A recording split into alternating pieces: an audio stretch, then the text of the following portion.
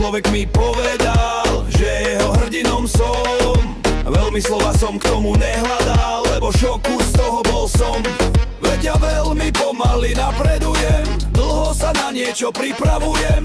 Problémy v živote brzdili ma, iní už kariéru a sny žijú, predbehli ma. Ale osoba pekne povedala, že povaha je to, čo obdivovala. Keď život ma ubije, tak vstanem, keď problémy cestu zalejú, tak plávem. Každého možno už prekvapilo, že na ľudí pôsobí zle alebo milo. Vždy som si myslel, že ja som obyčajný, no okolie naznačuje, že som interesantný.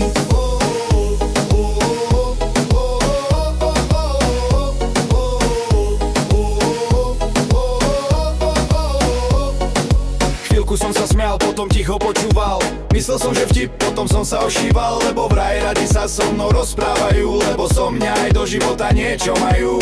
Žiadna nuda. Najprv som sa cítil zmetene, no aj hrdo povedali mi to dve, ktoré hovoria múdro. Ich názor je viac ako len reč, preto ostrých a zmetenosť preč. Každého možno už prekvapilo, že na ľudí pôsobí zle alebo milo. Vždy som si myslel, že ja som obyčajný, no okolie naznačuje, že som interesantný.